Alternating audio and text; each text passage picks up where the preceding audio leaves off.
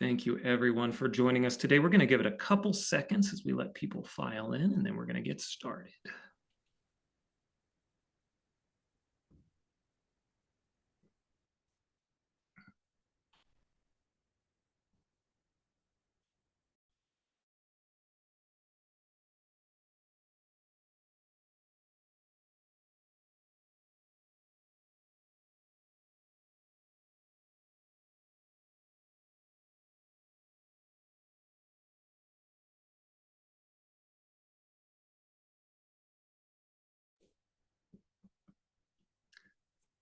All right, I want to welcome all of our attendees again today, and I hope you'll forgive me. Normally, I'm operating in a different webinar platform, but I'm new to Zoom today, and I think I'll be able to get through it. My name's Josh Straley. I'm from Form Assembly, today's sponsor for this webinar. And we're going to be talking to you today about how nonprofits can maximize the impact their organizations have with software tools. We're going to have a wide-ranging discussion with a couple of nonprofit data professionals, probably like yourself.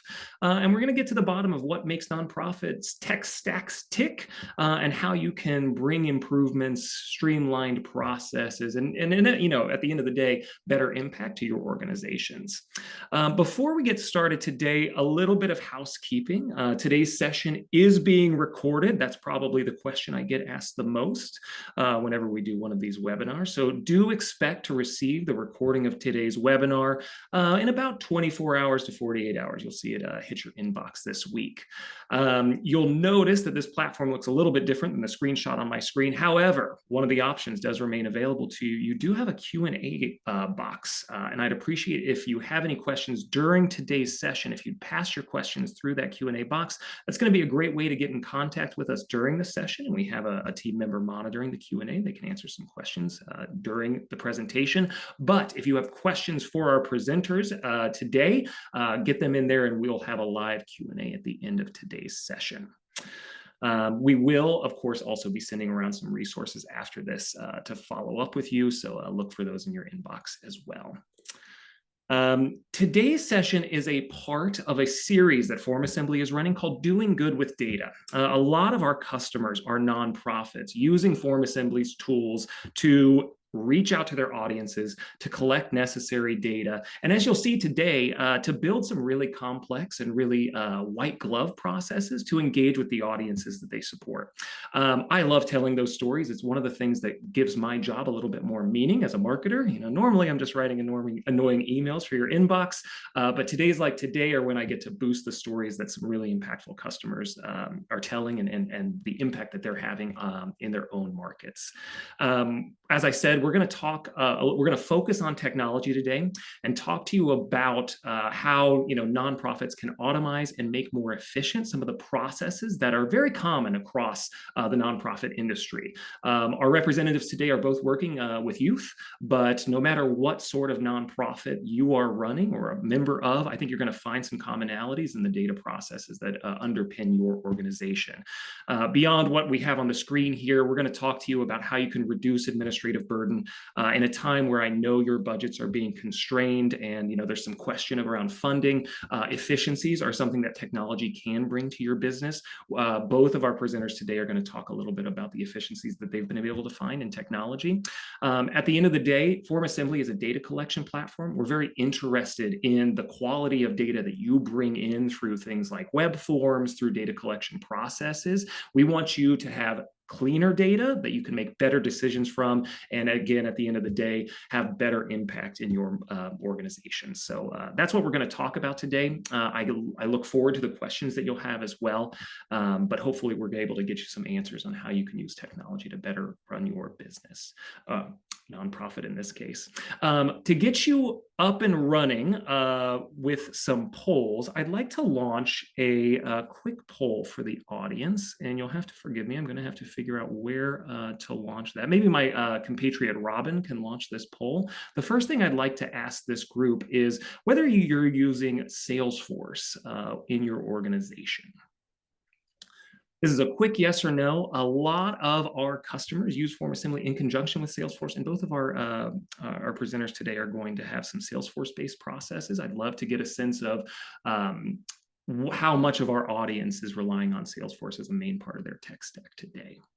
I'll give you just a couple of moments and then we'll close that poll and we'll get into introductions.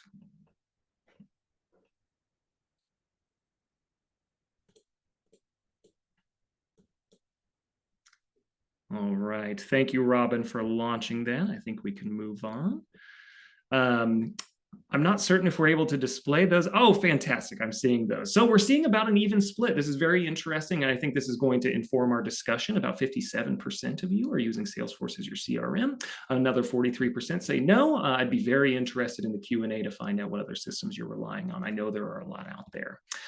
Thank you for that. I'll have a couple more polls during today's presentation. Now you know how to click the answers. Fantastic. Let's get to our presentation today. I'd love to introduce very briefly both Michael and Zach, who are joining me today. Gentlemen, hello, and thank you for joining us. Hey, Josh, thanks for having us.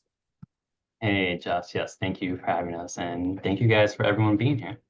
Yeah, wonderful. I'd like to give a moment for both of you to introduce yourselves and your organizations, just to give us a little context about what your mission is and what your role is at the organization. Zach, I think we're going to go ahead and start with you. Great. So thank you, Josh. And yes, it's great to be here. So the Watson Foundation was started in the 1960s by the family of Tom Watson, the gentleman who started IBM. And so they started it back in the 60s with this idea that Americans really needed to go out there and explore the world more, get to know more cultures, and really learn more about themselves at the same time. And today that's really boiled down into this mission statement, which is that the world is in need of more humane and effective leaders, and that we're going to provide these young leaders with the best possible cultural, professional, and personal expansion moments. And that takes place through international research projects, go around the world for a year, or through paid summer internships. And we have a third program called Watson Futures, and that provides investing and funding to sort of early stage, high impact youth leadership initiatives. Very cool. And Zach, tell us a little bit about your role at the organization. Yeah, sure. So I've been at Watson now going on 12 years. So I actually oversaw our Salesforce and Form Assembly build out probably 11 years ago. We were using a bunch of other different systems and platforms that were all really segmented and siloed, and we wanted to create a process that was seamless and integrated and just worked really smoothly and nicely together. And we didn't have a lot of, pivoting or switching between platforms. So yeah, I sort of run all the operations, which means running the tech stack and making sure my colleagues on the program side have as little to do as possible when it comes to dealing with technology. Nice. And after spending 12 years there, I'm sure you are the ingrained expert. You're the person that people are like, well, Zach knows. Yeah. There's a lot of institutional knowledge because we've all been at Watson for a long time now. I think all my colleagues are at least 7 years or longer. But actually, everyone knows how to use Salesforce really well. People can spin up a form assembly form really easily. We use one or two other tools, Zoom, Gmail. But yeah, people are pretty proficient across the board.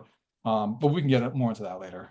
Yeah, absolutely. Adoption of technology and kind of that, that expertise that is gained over years is definitely a challenge for some organizations. But yes, we'll save that for later in the discussion.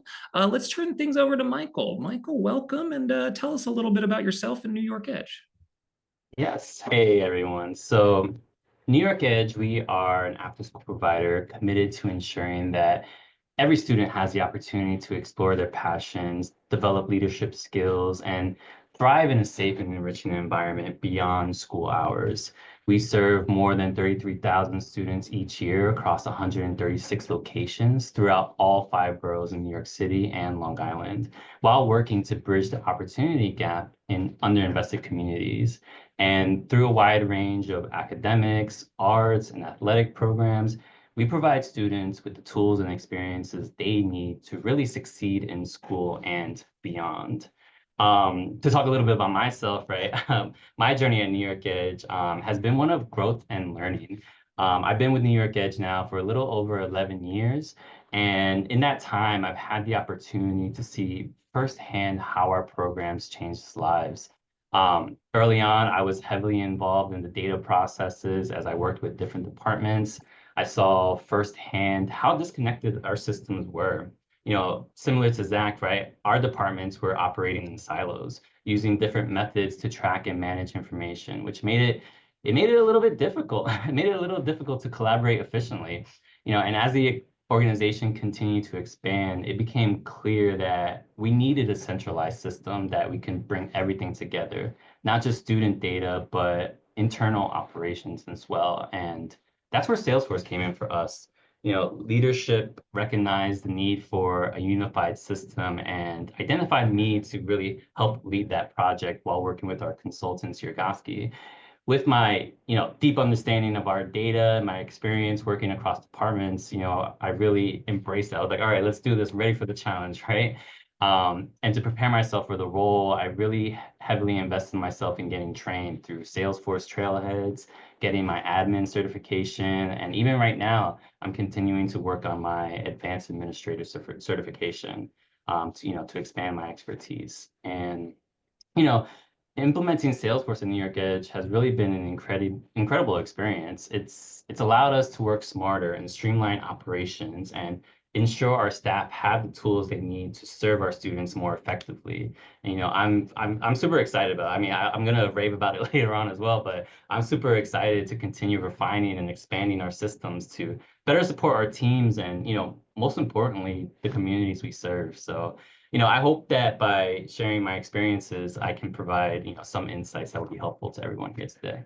I'm sure you will be able to. That's why I've invited you and Zach on today. Both of you, I think what's really cool is you're longstanding members of your organization. You both have this focus on data and processes, but you both have this focus on the organization's mission as well. And so that's the important thing that I find with these technology conversations. It's often that you can automate some mundane processes of spreadsheet data, and as both of you mentioned, consolidating data, breaking down data silos, making sure it's accessible. Those are all the kind of like technical underpinnings of an organization. It's where you take that technology and help it to, better serve your audiences, boost the impact that you're having. Those are the stories that I find take data and make it, impactful, if I can be so bold. And I love that both of you were able to speak to that. That's why I invited you here today. And I'm really excited to put your stories a little bit more in front of this audience.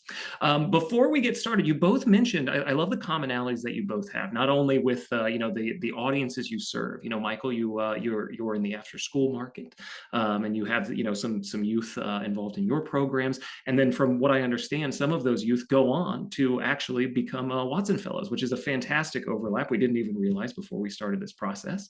I love that overlap, but I also am hearing some overlapping challenges, when you talk about data. So as we get started today, I'd love to launch our second poll and see if we have any commonalities with our audience and their challenges as well. Robin, would you mind? There we go. Our second poll of the day. I'd love to understand, from your organization's perspective, audience, what your biggest challenge is. I've got a list here, a wide range, and I'd love to just get a sense of, where you're coming from as well.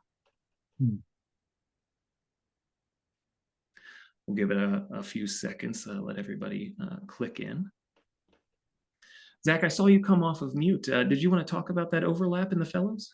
No, I was just going to say it was something great we were able to find out really quickly when we first jumped on the call, because Michael was saying that he's based in Queens and his organization works with New York City youth, and it's sort of a nice little pipeline for a couple of Watson Fellows that we've had over the years. So it was just sort of a nice little one-to-one that we were able to discover very quickly. Yeah. That's a little bit of that kismet. I love it. All right, I think we've had enough time with this poll. Let's go ahead and get some results on the screen. Oh, and it looks like we're, I don't want to say we're struggling. Challenges are, things to surmount. But it looks like across the board, our audience is seeing a little bit of everything. Data security and privacy is a concern. Scaling technologies to match the organization's growth. It looks like for the most part, the most common we're seeing are budget, affording the tools and technology, keeping up with that pace of technology, and integrations. I think we'll be able to cover all of these topics today. I think we've seen this at both of your organizations, and a lot of my customers, use form assembly as a way to bridge some of these issues as well. I'll talk about that more. I do want to assure our audience, today we're really focused on processes. I'm not going to overly index on form assembly. That does touch on, it's the reason all three of us are here today, and the reason we're sponsoring this. But I'm really hoping to just uncover some stories about where technology is supporting these organizations that we're talking through today. So our agenda, as you can see on the screen, I'm going to take this discussion in three directions before we get into the Q&A. First, I'd love to dig in a little bit more on not just the challenges that Zach and Michael have seen at their organizations, but how they solve those challenges. We'll dig into that. We'll also talk about scaling and automation. We'll touch on integration here as well, because I know that that's something that is top of mind for this audience. And then we'll talk about some success stories as well here, where the automating data processes, cleaning up your data, breaking down those silos, what that's enabled these organizations to do. And then, as I mentioned, audience, if you have questions for our presenters during this presentation, please get those into the Q&A box. We'll have some time to get those answers for you near the end of our call. So I've got our questions on the screen today. I'm going to keep it relatively brief. I don't want to take up everybody's Wednesday afternoon, but let's get started. The first thing I'd like to hear from both of you, I'd like to know a specific challenge that your organization faced, and why that's specific to your mission in particular. Zach, I'm going to go ahead and start with you here. What's a challenge that Watson Foundation found early on? Yeah, so early on, one of the limiting factors of our organization is just that we have a very small but mighty team. We get around 1,500 applications a year for about 55 fellowships. We have 3,000 alumni. We work with 53 schools, and we do that with a full-time team of 7. And to be perfectly frank, technology and Salesforce, form assembly, that's a third of my job. I do other stuff at Watson too. I'm looking at HR, I'm a controller as well. So we really needed something that was easy to pick up and learn, something that could, integrate across different platforms, and something that served a lot of different uses. And what we found that was like this really tight integration, form assembly, Salesforce, that allowed us to use it for recruiting. So when we have these posters all over our campuses that have QR codes on it, takes you right to a form, you fill it out, you show up to a webinar or an in-person event that feeds right into a process that gets you set up with an application. The application goes into a portal, the portal goes to reviewers. Once you become a fellow, you get flipped over to a new portal, you become an alumni, you start to fill out different forms, different QR forms at live events. So basically this one challenge of like, how do you serve thousands of people with a team of 6? And we were just looking for the technology tools that could let us do that. Nice. Yeah. And team bandwidth, I think, is an issue that I'm sure many of our audiences are dealing with. And in the future, it's always the pressure is always to do more with less people, less budget. And so I know there's some resonation with that in our audience. Michael, with New York Edge, you've been with them a while as well. What was an early challenge for your organization? I would say, one of our biggest challenges we faced here at New York Edge is really ensuring that every student has equal access to our programs, while also being able to track their engagement accurately as well. In the past, our technology was the printer. Our printer was our technology, right? We relied on paper-based enrollment, inconsistent data collection, and, scattered reports, which meant we couldn't always see the full picture of who was attending, who was struggling, or where we needed to improve. Parents often dealt with delays in paperwork, which made the enrollment process, a little bit frustrating and inefficient. This was leading to gaps in data and missed opportunities to support students who needed it the most. And without a clear system in place, it was difficult to make data-driven decisions and ensure we were providing the best experience for students and families. We knew we had to create a system that was simple for families, efficient for staff, and capable of giving us real-time insights. And that's why we transitioned to kind of a digital enrollment system using form assembly. It allowed parents to register online easily without the hassle of paperwork, while also having a centralized data system in Salesforce. That ensured that every site was tracking participation consistently and really making it easier to spot trends. We were able to identify students who may be disengaging, and we were able to take action quickly based on that. With all this information in one place, we were now able to make informed decisions that helped us improve our programs and really better support the students that we serve. And this shift allowed us to spend less time managing paperwork and managing the printer and more time focusing on the student's success. And that's exactly how we wanted it to work with New York Edge. More efficiency, fewer barriers, and really a clear picture on our impact. Nice. Yeah, that digitization or that move away from paper-based processes is a story I hear from every industry we serve, from nonprofits to higher ed, especially in-person organizations where you've got students on campus, where you've got customers in the building, where you've got volunteers coming into your building. Those paper-based processes were tough to get away from because at the end of the day, they did work. But even after digitizing, as Zach noted, just because a process is digital doesn't mean that it's seamless, doesn't mean that it's efficient, doesn't mean that it's going to offer the experience you want for the people that you're trying to interact with. And that's always the struggle, is making sure that the technology not only works for your internal organization, enabling better visibility of your data, but also makes it so that your audience feels like they understand what they applied for, when they applied for, like their journey is seamless as well. I'm so glad to hear you both kind of like you're coming at it from different angles, but the challenges are still there. Digitization doesn't solve everything. Before I move on to my next question, you both work with youth. Is there anything with working with young people that is a specific challenge that either of you have like kind of noted in your time at your organizations?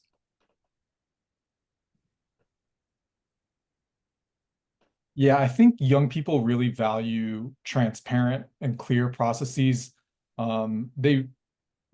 They really want to know what they're getting involved in right off the bat. And I think for us, it's really important actually to give a lot of information quickly. I think there's a lot of assumptions being made about young people that they'll only respond to an app if it's swipe based or if it's scroll based. But I think actually when students are doing these sort of high impact initiatives like the Watson or like New York Edge, they want to read about it and they want to know if they want to get committed to this or not. So I think the challenges that we've had is sort of how can we get them this very dense information sort of in very easy to digest ways. And so we've come up with different technology solutions for that, but it's also meant ramping up communications campaigns and being very clear in sort of like these multi-channel approaches of whether we're using video, whether we're using email, webinars, in-person, posters. So just making sure that all the right information is out there, because even I think we're all experiencing this a little bit, like search kind of isn't what it used to be. And so like getting the right answers easily is very hard for young people, especially when they're trying to figure out what they want to do with their lives. Right. I mean, yes, not to age myself, but this, AI enhanced search where, the AI brings almost weird data or kind of like weird context along with data does make it seem a little harder to get to the answers that I'm looking for. I don't want to go down that path. I'll bring out a cane or something. Michael, I think you specifically mentioned you not only serve youth, but you have parent audiences involved as well. Does that introduce anything interesting to the data collection story? Is it tough to kind of like make sure you have parent permission for activities? Is that a wrinkle? No, yeah, I mean, in our enrollment forms, we have a fully robust enrollment form, but going through it, there definitely has to be consents on file for our students, and that's why we get the parents involved with it. We say our parents are one of our key stakeholders. The families are our key stakeholders, principal, right? All the different communities, everyone within the different communities are key stakeholders. So definitely, getting buy-in from the parents, getting buy-in from the school, from everyone within that community is definitely 100% essential. The other thing I was also going to mention is, we also recognize that students' needs go beyond just academic or enrichment activities, right? They need mentorship, they need social and emotional support, and really opportunities to develop leadership skills. And that's why we create a holistic approach, ensuring that we're not just providing programs, but also giving young people a space where they feel valued and heard and supported. And at the end of the day, for us, right, the goal isn't just to get the students through the door, it's to make a long-lasting impact on their lives so that way they can really be successful in the future as well. Fantastic. Michael, I'd love to stick with you for this question because I think part of your original challenge was, seeing the impact at your organization. How has technology helped you measure the impact? Was that part of like the visibility of the change that you were making that you saw? Yeah, I mean, before we had a strong data system, measuring impact felt kind of like guesswork, right? We had spreadsheets everywhere and we had to put in a lot of manual hours to make all those spreadsheets work together, right? We knew we were making a difference, but actually proving it, and especially to funders and key stakeholders, it was challenging because our data was scattered across many platforms. So pulling reports, it took a lot of time, and sometimes the data wasn't complete, or sometimes it wasn't consistent across the sites. With Salesforce, we now have real-time insights into enrollment, attendance, and program engagement. We can immediately see how many students are actively participating, where attendance is dropping, and what programs are performing well. And this has allowed us to step in earlier when a student disengages and adjust programming based on real-time feedback. So also another major shift is the ability to collect and analyze data. Student, parent, and principal's feedbacks were created through the surveys in Form Assembly. So instead of making assumptions about what students want, we now have direct input from them. And with our forms and our surveys, we learned that 94.4% of our parents would recommend New York Edge to other parents. And that kind of validation means everything to us because it confirms that the work we're doing is truly making an impact. And technology hasn't just helped us track numbers, it helped us understand what students and families need and how to better serve them. And honestly, really that's a success here for us.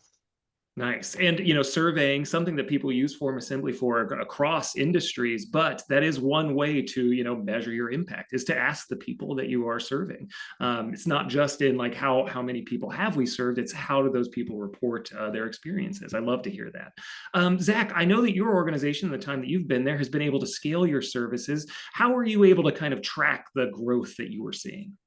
Yeah, so similarly, what we have with Salesforce Form Assembly, you can make these individual links. So you can pre-fill a lot. That might be too technical for this conversation, but you can have these pre-fill connectors. So you basically send an email to your stakeholders where it already has their name, has half the information filled in, and you're basically like, hey, just update anything that's missing and tell us how the experience was for you. So we do get a lot of feedback that way. And that's a great way for measuring impact. That's sort of like self-reported impact. And something else that we've been able to do is that we've been looking for a more objective way of measuring impact. Something you could be in this really squishy space of impact, especially when you're talking about like nonprofit leadership, nonprofit or like youth leadership, youth development. And we decided to go with the United Nations Sustainable Development Goals. And if you're not familiar with those are, basically the UN countries around the world came together and they were like, these 17 issues are of great import for anyone, anywhere. And so they've ranged from things like no poverty, no hunger, clean air, sustainable cities. And what we've been able to do is retroactively assign one of those United Nations Sustainable Development Goals to every single Watson Fellows work. And then we could be like, we have been working in all 17 areas of UN import over the last 5 years, 10 years, 15 years, and quickly find examples of that. So that's been a nice way to get some more objective measures of impact. Yeah, I love the idea of goals, not only reporting on how well like your fellows are performing at their individual tasks or their fellowships, but also rolling those goals up to a global goal. That's fantastic. It's like taking, oh shoot, there's a technology, a goal setting framework that we use in software a lot, where it's all about rolling up to higher goals. And I'm forgetting the format, but the UN sounds a lot better. Another question, Zach, let me stick with you for this. What are some of the challenges that you've seen when you're trying to integrate technology? What have you run into that, just is dirtying your data? What challenges have you seen there? Sure. So in terms of integrating technology, is that there's always something new, because I think once you get to a certain point, you get to a certain level of like, all right, the system has been built, it's solid, we're maintaining it. And then it's like, oh, well, let's look into this. Let's look into this. Can we do this? Can we do this? So there's always now this new level of like, what other products, what other features can we add on?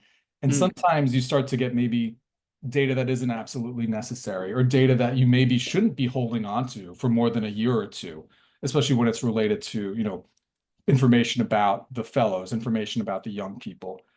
So we need to really toe a very careful line between what is useful data that needs to be archived and what is data that we actually have sort of a moral obligation to get rid of. So that is a process that, 10 years ago, we didn't have that built in, and we're actually just starting to sort of reckon with that a little bit now.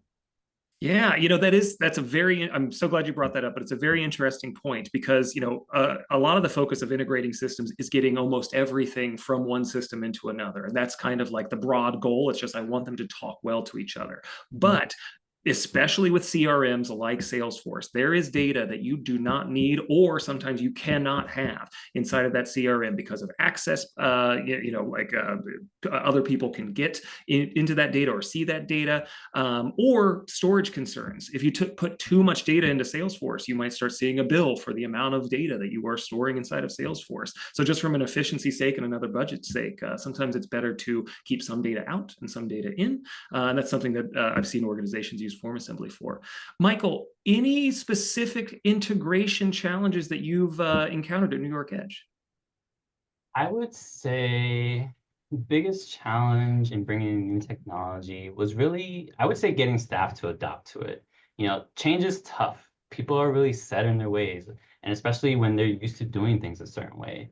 When we introduced Salesforce, some staff were hesitant, not because they didn't see the value, but because learning a new system on top of their existing workload felt overwhelming.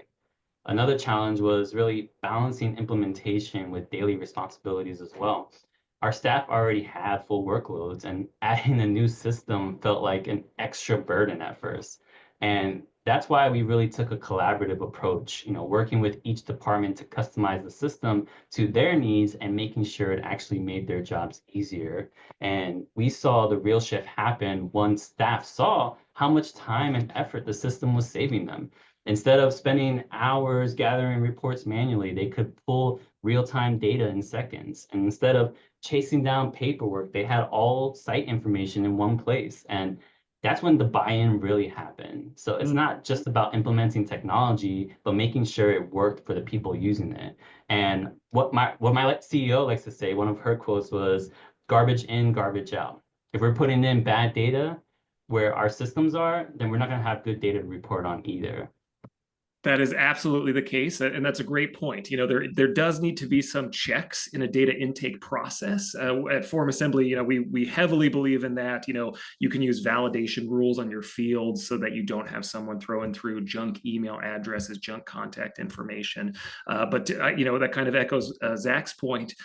Integration shouldn't be unchecked. It needs to have a sort of gatekeeping motion, and that can be just as important as connecting systems. I love your point about integrating with your team as well. I was a part of a very rough Salesforce integration at a previous organization where the staff just didn't want to adopt that system, and that can be just as damaging as a faulty connector between two softwares. Let's move on a bit. I think I kept it a little too tech heavy there. Here, let's start talking about your processes and how your organizations were able to kind of like grow a bit.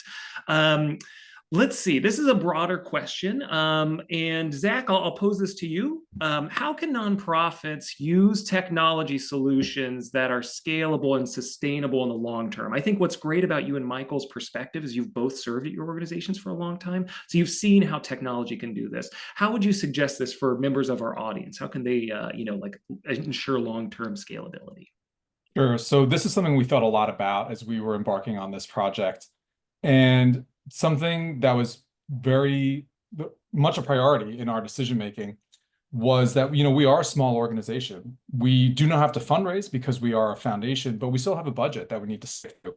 And we don't have an infinite number of people we can just keep hiring. And so for us, it was really important to work with a big organization that had been around for a while, and that basically you can ride on the research and development money, and honestly, the cybersecurity research and development, the UX research and development of a company like Salesforce. And we haven't had to hire additional people since we rolled this program out. We haven't had to take on any new platform that we, in terms of data collection. We've added other platforms here and there, but for like very specific one-off uses, like Form Assembly and Salesforce can't do your cookie consent banner. You need a different platform for that.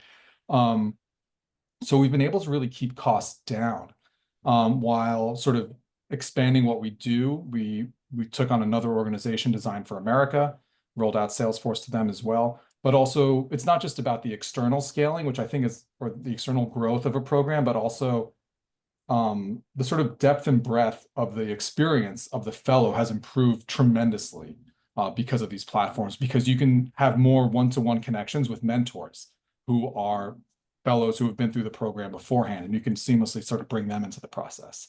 So that's how we've been using it to scale. And we're sort of evangelists for these systems, especially when you have small teams. You can really efficiently sort of take something off the ground quickly. Yeah, absolutely. And I love that your team was thinking long term, as you started to architect these processes. Michael, with your organization, anything on the sustainability and the scalability front, any suggestions for the audience? Yeah, I mean, I would say, when nonprofits invest in technology, you really have to think long term. It's not just about solving today's problems. It's about making sure the system can grow with the organization as well. If a system is built to only meet the immediate needs, it won't hold up as the organization expands or as new challenges arises. Too often organizations invest in a platform only to realize a few years down the line that it no longer fits the needs, and it's costly, and then it might lead to inefficient workarounds. At New York Edge, we made sure to choose flexible, scalable systems that could adapt as we grow. We knew that as our programs evolved, our data and reporting needs would change. So we needed a platform that could be customizable and expanded over time. Like I said, just implementing technology isn't enough. Ongoing training and staff adoption are just as important. And that's why we invested in continuous training and hands-on support as well, to ensure our teams were comfortable using the system and really confident in making those data-driven decisions. And when staff feel supported, they're more likely to embrace the technology rather than resist it.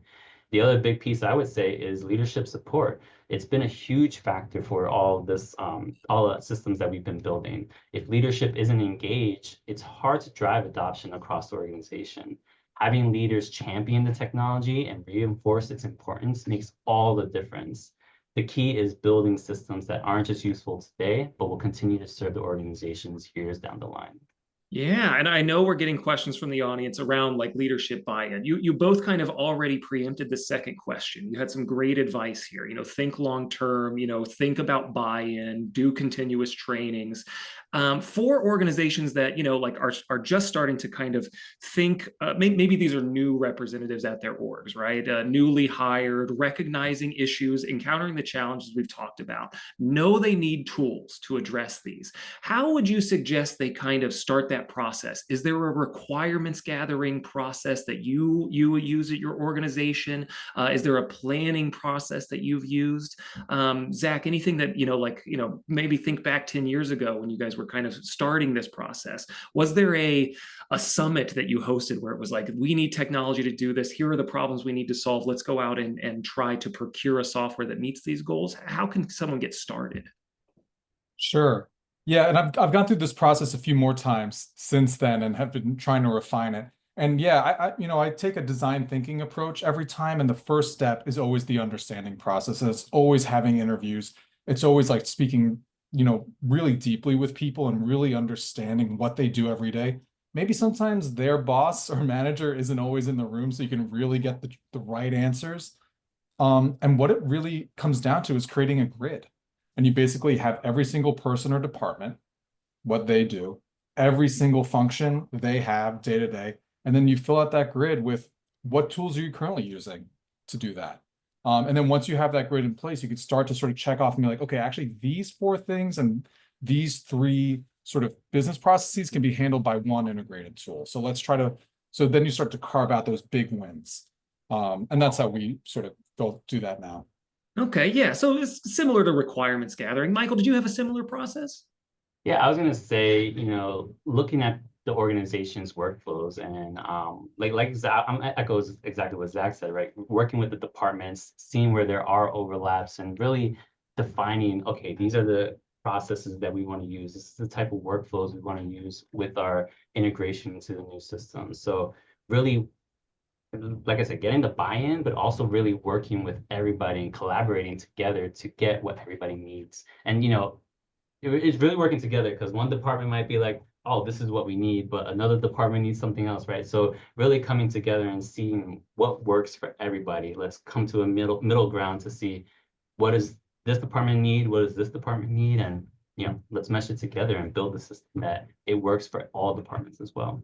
Yeah, I love that. So, at the end of the day, it requires a shared understanding at the organization of the problems you're trying to fix, and then kind of like shared solutions that I like to use the term two birds, one scone. Find things, a platform that can cover multiple use cases. It's slightly less violent, a little sweeter. I can't take credit for it. Since we're on philanthropy.com, I wanted to talk about donors and how they might impact organizations like yours and how donors can perhaps help organizations like Watson Foundation, like New York Edge, in the implementation or purchase process of technology. Have either of you, encountered using kind of like funding specifically to accomplish technology goals?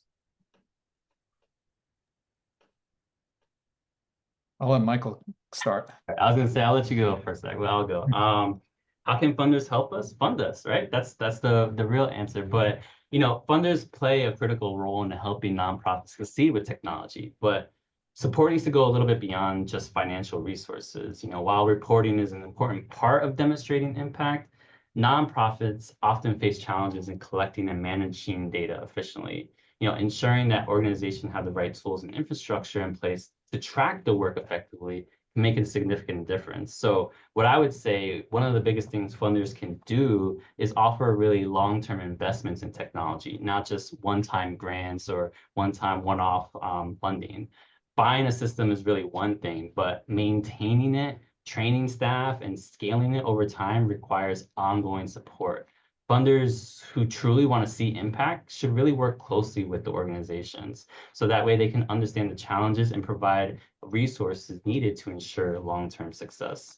At New York Edge, we've been able to use technology to track and showcase our impact more effectively, and that's helped strengthen our relationships with our funders. And when funders and nonprofits work together on technology solution, everyone benefits, right? The organization, the funders, and of course, most importantly for us, the students that we serve. I love that. It's a cyclical relationship where, give me the chance to use some of it to think long term with my technology. That'll allow me to give better visibility on the impact that we're having and proving that your funding goes somewhere that you wanted it to go. That's very interesting. Zach, anything to add there? Yeah, so I've seen we at Watson have funded an organization specifically to build their technology platform. They're trying to build something that they're calling an auto LMS, a learning management system. And so that's using a slightly different stack. It's going to have form assembly and Salesforce, but also the Slack enterprise grid on top of that. And so, yeah, and that like Michael was saying, that's a 5-year commitment from us, so they know the money's coming.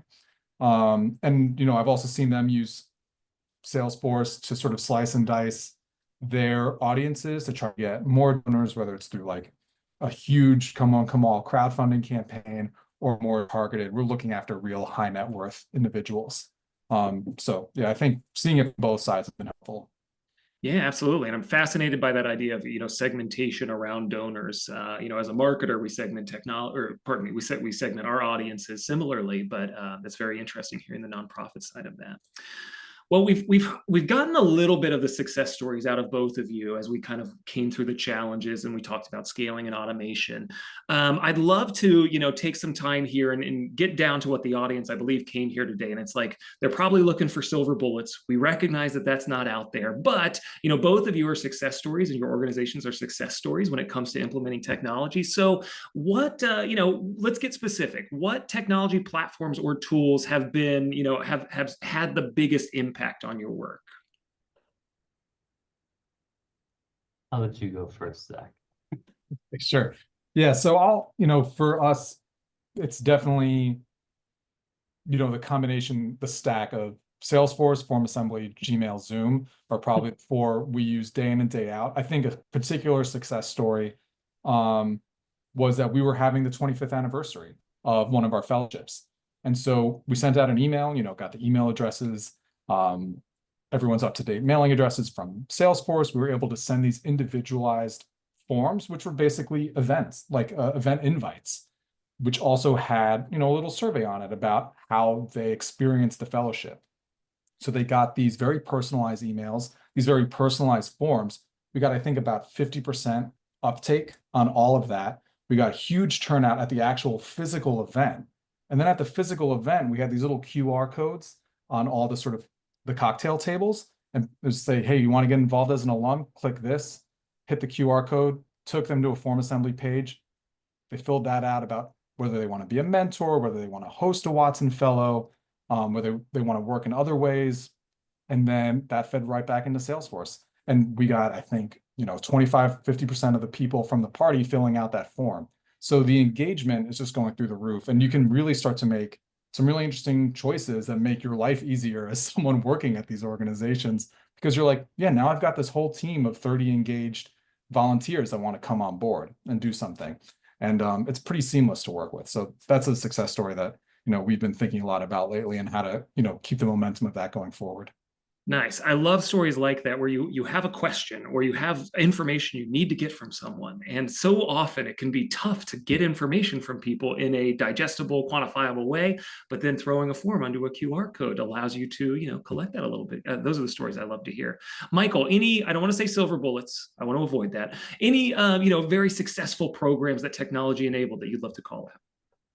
Yeah, I mean, without a doubt, I mean, Salesforce has been the most transformative tool for us. I mean, it's given us the ability to track and manage nearly every aspect of our operations, from incident reports to site evaluations, program requests, everything that we do all in one place. Before Salesforce, these processes were handled manually with forms getting lost in the mail, paper-based reports, right? Now everything is centralized, which means we can see everything in real-time data and make more informed decisions. And form assembly has been a key part of making this possible as well, by allowing us to seamlessly collect data and feed it directly into Salesforce. So for an example, when an incident occurs at one of our programs, staff are now submitting a report through form assembly, and then it is immediately logged into Salesforce, where leadership can then review the trends, take proactive steps, and make everything that they need to do to improve the safety for our kids. This process really, is streamlined everything more effectively. The same goes for also our site evaluations. Instead of gathering scattered reports everywhere from different locations, we now have that structured system where evaluations are completed, submitted, and analyzed all in one place, utilizing form assembly to Salesforce. And we knew we needed a system that would support not just our students and families, but also our staff. And by integrating Salesforce with form assembly, we built an ecosystem where data flows seamlessly. Communication is 100% improved, and everyone has the tools they need to do to make their jobs more effectively at New York Edge. Nice. I love that. And I love the focus on the internal processes, because that's how you get, that's how these programs get run. I'd love to ask you though, Michael, if I can keep you on the hook for a second, when it came to engaging with the young people in your audiences, where did technology fit in there? Has it improved your experience, the interplay with the youth? No, yeah, definitely. Technology has completely changed the way we connect with students and our youth. Not just in the way we track their participation, but in how we create meaningful interactions as well, to keep them engaged. Hmm. Not to go a little bit back in time, but just 5 years ago when the pandemic hit, we had to reinvent how we delivered after school programming. Practically overnight, we went from in-person activities to virtual engagement. We used platforms like Zoom and Google Hangouts to keep students connected with their peers and our staff.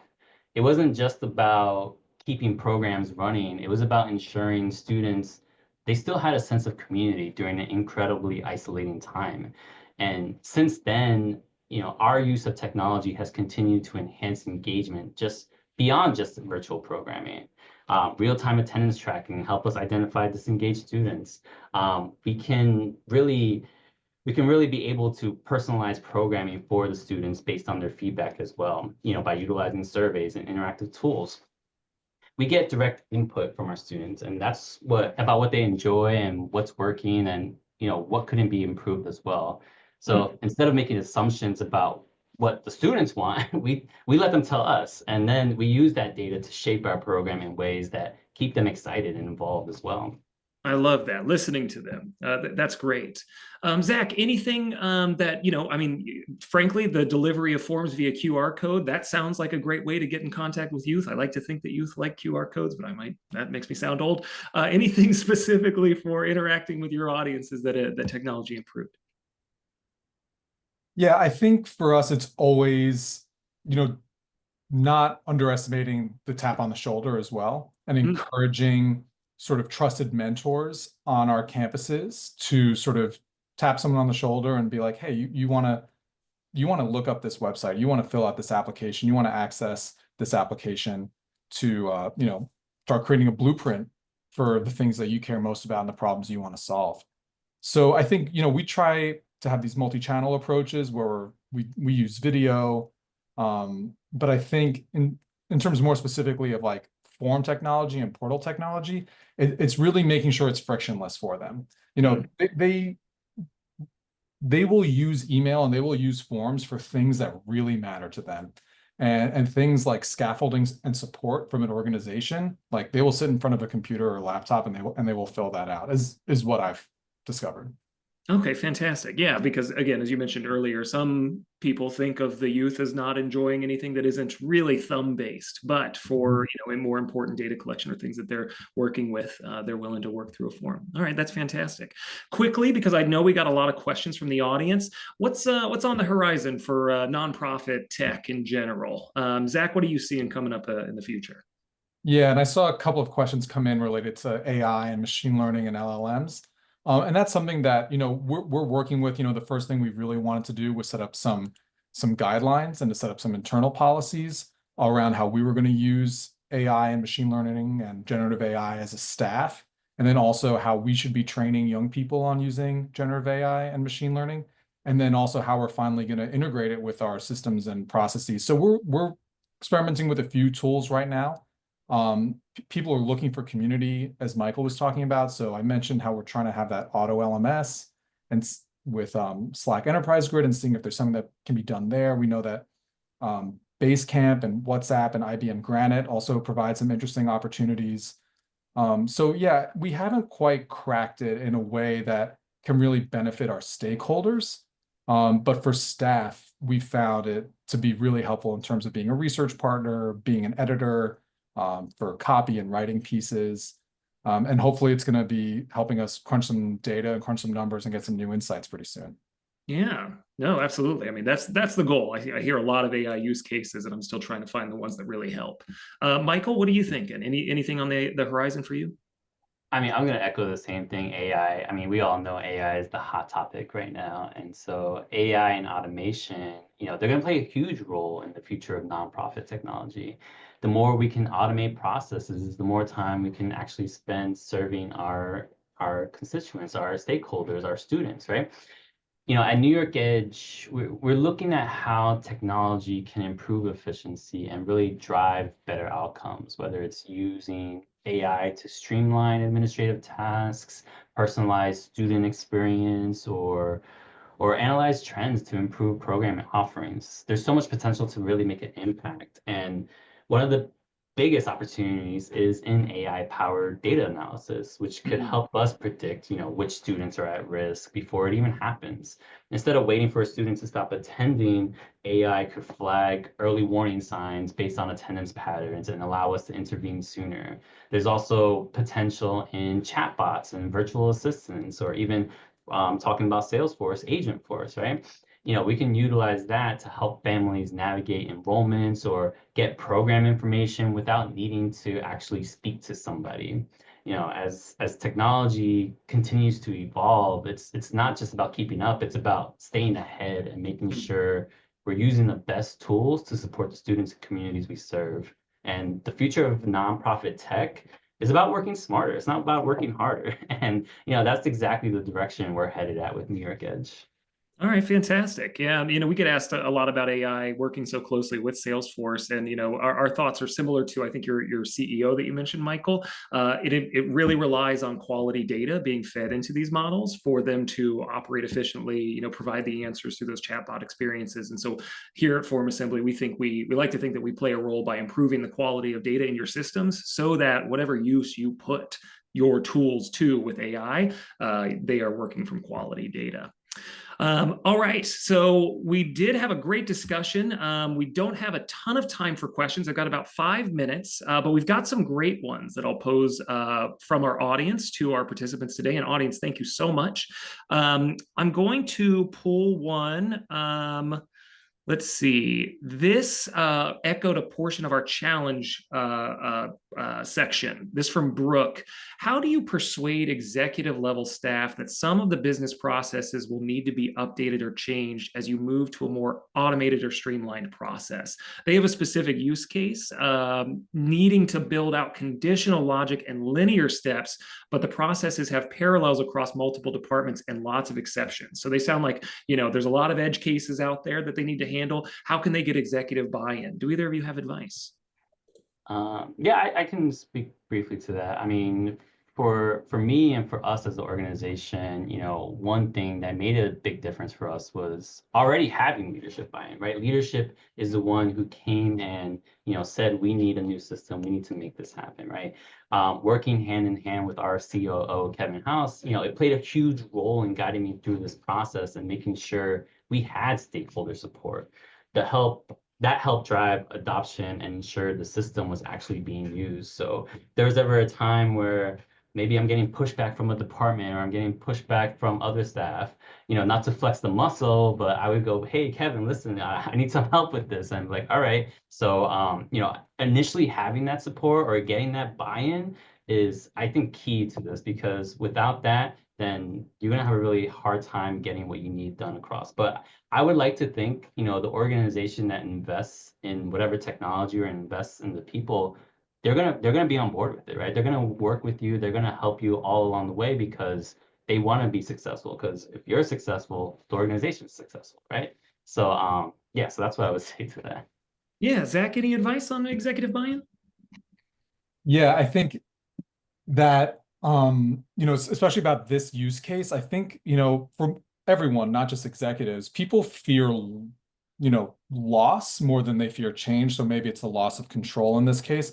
And I think what I've done in the past is ensure that there is going to be this white glove, high touch, manual process checkpoint slowdown within the system.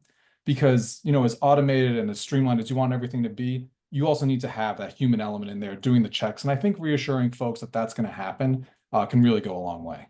Yeah, I agree. Kind of on that subject, this question from Ayana, they ask, what was your biggest lift in training your staff on form assembly specifically, and how did you solve it?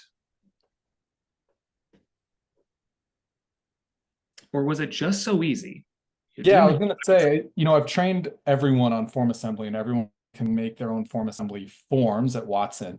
It's a pretty intuitive form builder. If you've made a form before, you know how to use it. I think where it gets complicated is when you start to get into the pre-fills, the post-fills, the connectors of the forms.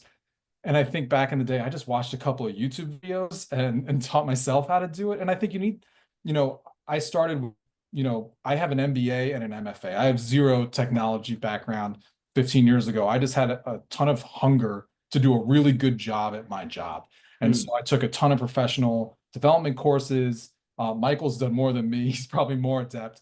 But yeah, I just found that like watching videos, going to forums, you could solve a lot of problems on your own. Michael, anything to add? Yeah, I mean, not to say form assembly is easy, but it's really easy to work with. My situation is a little bit different. It's just more of I'm generally the form creator with myself and one other person. We generally create the forms for now. And so I'm actually going to be tackling this really soon because we're going to have other departments start creating their own forms using form assembly. But I would say really working with your teams and making sure that they understand how it works, why it works, working with them. And I would say the other thing is really be accessible. Be accessible to your teams that you're training. You know, a one-time training most likely is not enough, right? It's most likely you're going to need to continuously work with them to ensure that they know how to use the system. True, true. Well, audience, I'm so sorry we didn't get to more questions today. I really enjoyed talking with Zach and Michael. I think I used up a little bit too much of our time with the discussion, but I agree with at least one of our audience members. Beth said, "Great job, very insightful." I think the audience, appreciates both of your advice and your experience, and I appreciate it as well. Thank you both so much. Very quickly, audience, if you're interested in learning more about form assembly, what we do is we play a role in the data collection processes of organizations like Watson Foundation, like New York Edge. We're part of a system. We help you improve your data collection. We help make it very easy for you to publish web forms. And we have many use cases across nonprofits, working with any audience. If you'd like to learn more, I do have one last poll. Robin, if you wouldn't mind throwing that up there. If you like one of our representatives, I've got a sales team that would love to talk to you about other ways that nonprofits have used form assembly. If you would like us to reach out to you, go ahead and click yes on this. I'll get somebody into your inbox in the next day or so, and we can get you more information. That being said, I do want to thank you all for attending, for your questions, even though I didn't get to answer them all. And once again, I do really appreciate Michael and Zach. I'll give you a chance to say goodbye before we leave today.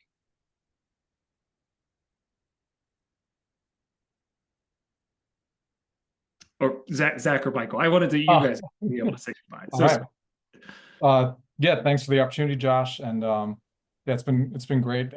Folks, feel free to reach out to me, connect with me on LinkedIn or whatever. Happy to chat and talk to other sort of people as enthusiastically nerdy about operations and processes as I am.